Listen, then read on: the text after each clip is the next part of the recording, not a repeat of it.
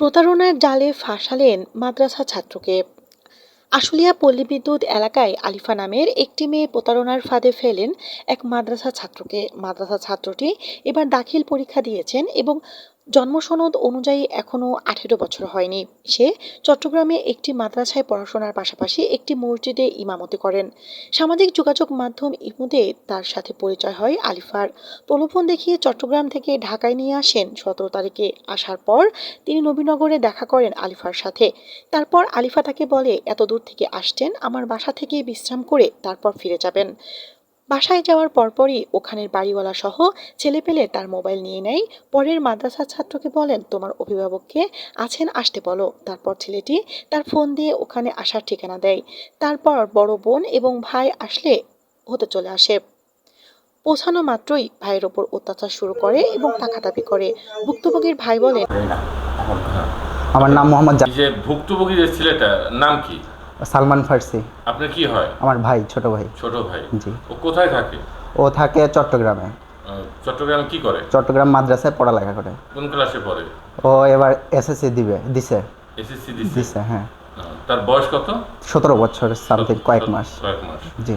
তো কিভাবে এই মেয়ের সঙ্গে তার পরিচয়? মূলত ফেসবুকের মাধ্যমে মানে কথা বলছে। এরকম করতে করতে মানে বাসায় আসবে, তো রাস্তায় আশুলিয়া পর্যন্ত এসে দেখা করছে। পরে ওকে আটকায় রেখে আমাদের ফোন দিল। ফোন দেওয়ার পরে বলছে যে বাসায় ফোন দেওয়ার পরে আমরা এখন কি করব, যাওয়ার পরে থানায় গেলাম, এক ভাইয়ের সহযোগিতায় থানায় গেলাম। আমরা বাসায় উঠে গেলাম।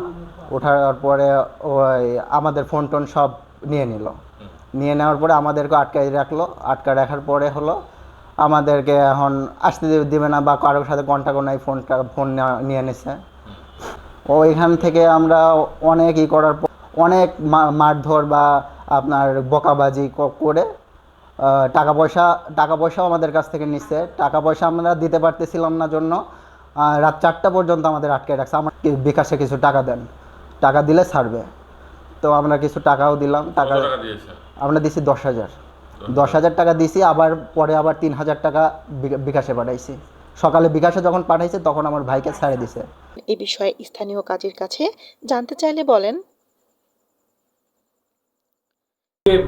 আপনার কাছে আপনার সহকারী জানিয়েছে যে 17 তারিখে যে বিয়েটার বিষয়, যে ওখানে বিয়েটা কি সম্পূর্ণ হয়েছে? না, 17 তারিখের বিয়েটা ব্যাপারে উনি আমাকে যা জানাইছে, আমি জানার সাথে সাথে বলছি যে ওইটার করা দরকার নাই, তুমি চলে আসো আমার অফিসে।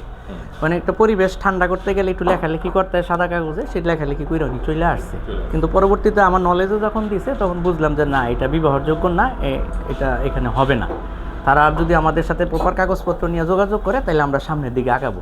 সাংবাদিক আলী কার সাথে মোবাইল ফোন নিয়ে যোগাযোগ করলে তার সাথে তার আগে বিয়ে হয়েছিল এবং পরবর্তীতে সে তালাকপ্রাপ্ত হয়। তিনি আরো বলেন, একটু কথা বলার জন্য আসতে চেয়েছিলাম। জোর করে কখনো বিয়ে করবো? আপনি আসেন, আপনি সব ডকুমেন্ট দেখাবো, তাকে কেন জোর করবো? এটা হলো তার সাথে সম্পর্ক আমার। সে আপনি যদি চান আমি সব ডকুমেন্ট দিব আপনাকে। আপনি কি থানায় থেকে বলতেছেন? আমি মিরপুর প্রেস ক্লাবের ভাইস প্রেসিডেন্ট এবং মফস্বল বার্তা পত্রিকার সম্পাদক।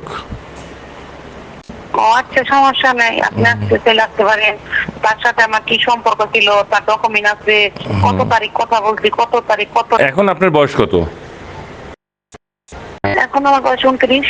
29 থেকে 29 হবে। আপনি কি আনম্যারিড? জি, আমি আনম্যারিড না, আমি ম্যারিডই ছিলাম। আমার হাজবেন্ড ভালো ছিল না, আমি 2 বছরের বেশি আমি একা ছিলাম। 2 বছরের বেশি একা ছিলেন। ছেলের বাড়ি ছিল কোথায়, ওই যে আগে যে আপনার হাজবেন্ডের? ওদের বাড়ি রাজশাহী। রাজশাহীতে। আপনার বাড়ি? আমার বাড়ি সিরাজগঞ্জে। ওই আশুলিয়াতেই থাকেন আপনি এখন? আমি আশুলিয়াতে আছি। আপনার কাছে মিথ্যা কথা বললে লাভ নাই। শোনেন, মিথ্যা আপনি সত্যিকারই বিয়ে করে থাকেন বা এই আপনার সঙ্গে একটা ফোনে যোগাযোগ ছিল বা এই ছিল, তাকে আসতে বলছেন, আসছে, তো এরপরে আপনারা কালকে 17 তারিখে এটা রাতে বিয়ে করেছেন, এই তো? হ্যাঁ, বিয়ে করছি আর কেন জোর জুলুম করবো? সে আমার সাথে, শুনেন, আপনি শুধু মায়ের পেটের বোনের সাথে এরকম হয়, আপনি কখনো মানতে পারবেন না। সে ধরেন যে আমার সাথে আসতো, যেটা সত্য সেটাই, সে কিন্তু আমাকে এমনি রাখতো না। তো ভালোবাসার কারণে একটা জিনিস এরকম হয়।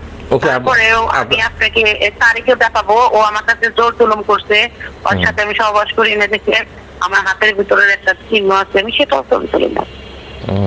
তাহলে কি আপনার সঙ্গে ওর সঙ্গে ফিজিক্যাল রিলেশন হয়েছে? হ্যাঁ, এটা পরীক্ষাও করতে পারেন। এটা শুনতে পেরেছি, আসলে আমরা একটা নিউজে যাব তো বিধায় আপনার আমি তথ্যগুলো নেওয়ার জন্য আপনার এখানে আসতে চেয়েছিলাম, ঘটনা বুঝছেন? তো দিবেন, আমার বাসা আছেন, সমস্যা নেই, আমি আসল সত্য ঠিকানায় দেই। আমার বাসা ডেন্ডাগড়, মনার মোর বাসা। আপনি আছেন, সমস্যা নেই, আমাকে তদন্ত করেন। আর আমার মোবাইল চেক দিবেন, তো চেক দিবেন না, যেটা সত্য বা আমার যদি সত্য ডকুমেন্ট থাকে সেটা চেক দিলে তো বের হবে, আমি মিথ্যা বল। আর ছেলের বয়স কত? 29 বছর বয়স। আমার চারতলার একটা ভাবি ছিল, সে বলছে যে না, আপনি ওর ভালো না, এটা ওইটা, আপনি কেন ওর সাথে রিলেশন করেন? হ্যাঁ, গার্মেন্টসের চাকরি করে, আপনি একটা হুজুর মানুষ। সে বলছে না, আমি এটাও তদন্ত দেবো, তাতেও আইনের চাকরি, মানে প্রমাণ দেবো আপনার জব কোথায়। আপনি আসেন, আপনি কি গার্মেন্টসে জব করেন? হ্যাঁ হ্যাঁ।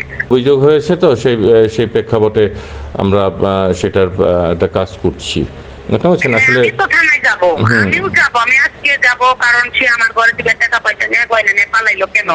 সে বলছে আমি কাগজ নিয়ে আসছি, সে আমার মোবাইলের ছবিগুলো ডিলিট করে দেয়। সেটা তো আপনার আরো আগেই করা উচিত ছিল। তো যদি আপনি যদি ওই হ্যাঁ, আমার কথা শুনেন, আগেই ছিল, ডকুমেন্ট সবই মিথ্যা ভুল দিতে। আমি তো কালকে ওখানে যে কি পাবনা ছাতিয়া থানা, মাতপুর, চুলাবাড়ি, ওখানে আমার একটা চেয়ারম্যান আছে, মেম্বার, ওদের ওখানে কালকে গেছি আমি খুঁজতে বুঝছেন। আর তোর ভাই আসছে, তোর বোন আছে, আমার বিয়ে দিল সাথে দেখা। হ্যাঁ, তো অত কথা না, আপনি ছেলেটা নিয়েছেন, সামনাসামনি প্রমাণ করবেন কথাগুলা। আমি মিথ্যা বলি না, সে মিথ্যা বলে, আমি ডকুমেন্ট দিতে পারি কিনা, সে ডকুমেন্ট দিতে পারি। আমাদের কাজ হলো আসলে কোনটা সত্য কোনটা মিথ্যা সেটা বের করে আমাদের একটা নিউজ কভার দেওয়া, ঘটনা বুঝছেন? সত্য সেটা বাড়িওয়ালারা বাড়াইতেরা কতবার দেখছে। আপনার বাড়িওয়ালার নাম কি? নুরজামাল। হ্যাঁ, নুরজামাল। নুরুজ্জামান। একটা বিষয় একটু শুনতে পেলাম যে ওই দিন রাতের বেলা 8টার সময় ওদের বোন আর ভাই গিয়েছিল আপনাদের বাসায় আপনার করার পরে, তো সেখানে নাকি আপনারা ওনাদেরকে আটকিয়ে রেখেছিলেন রাত 4টা পর্যন্ত এবং তাদেরকে মারধর করেছেন। না, এটা শুধু একটা মাইকটা থাকে, এটার প্রমাণে আপনি যা শাস্তি ওদের। না, শাস্তি তো ভাই আমার তো আর শাস্তি দেওয়ার আপনার অধিকার নেই।